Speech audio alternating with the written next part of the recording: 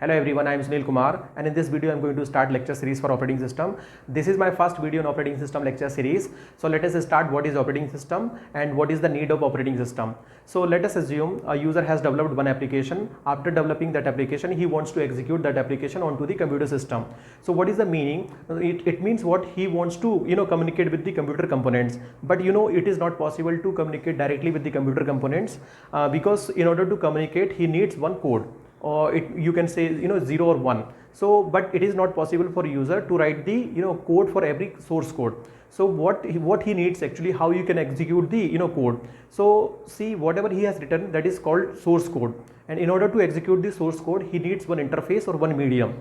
So what is that interface? That interface is basically called as you can say operating system. So what is operating system? Operating system is just a software which acts as an interface between user and computer hardware. So let us say, so what is the meaning? So you can say every computer must have at least one operating system in order to execute the applications or programs like Chrome or MS Word or games, etc. So for every application or programs we need one operating system. So let us understand. So this is the user programmer area. So this is the diagram of operating system memory.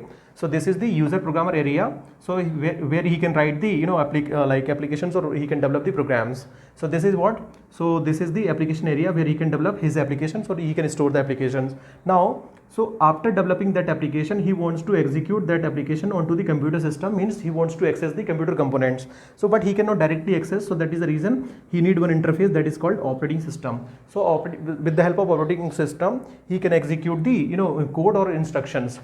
So what operating system will do? So let us try to understand what operating system will do, how operating system is going to execute. So see, operating system will call the system calls. With the help of system calls, operating system can execute the source code.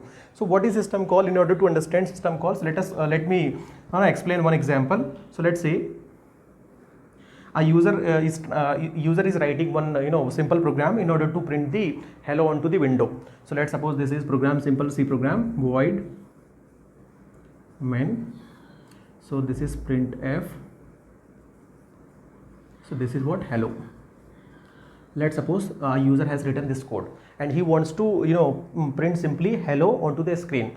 So because this is source code and this cannot be understood by the computer components, so what operating system will do? Operating system will call the in order to execute this printf function, operating system will call one system call. So that system call is write system call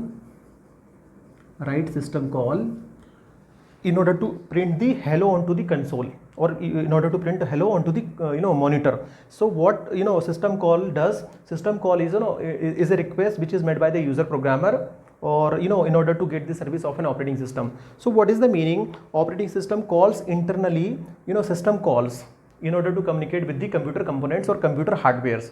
So this is what the how operating system helps the user to execute the instructions or programs. So you can say operating system is also called as a resource allocator. So what is the meaning of resource allocator?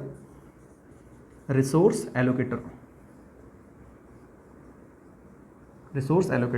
means it allocates all possible of resources, you can say, which manages each and everything inside your computer. So you can say, so it is also responsible for allocating the all kind of resources, or all kind of it is responsible for providing the synchronization between process and all. So you can say resource allocator, it will allocate the all kind of resource. So you can think like operating system is just like our government which manages each and everything inside your system. So operating system will be responsible for each and every activity inside your computer. So you can say, so now, so what kind of what could be the resource? Resource could be hardware and it could be software.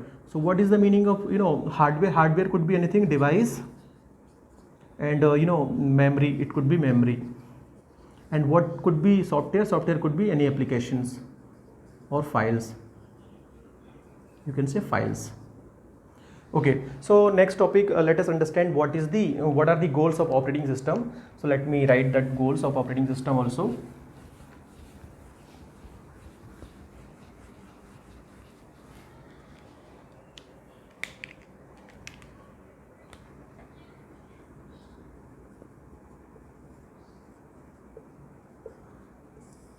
what are the goals of operating system? So there are two goals of operating system.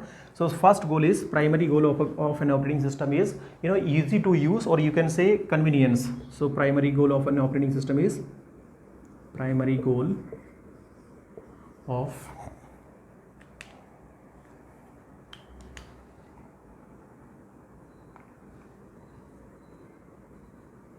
convenience, or you can say easy to use. So this is the primary goal of any operating system. So next goal is, what is next goal? Secondary goal is, secondary goal of an operating system. Secondary goal of an operating system is efficiency. So first, how to use that operating system. Once you understand how to use that operating system, then you will look for the efficiency also. So this is all about the introduction of operating system. In the coming videos, we are going to talk about the types of operating systems. In the types of operating system, we will discuss what is batch operating system. Then we'll discuss about the multi-programming operating system.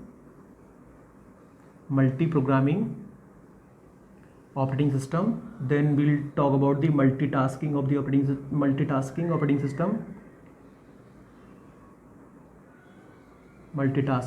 system. Then we'll see what is the multiprocessor operating system.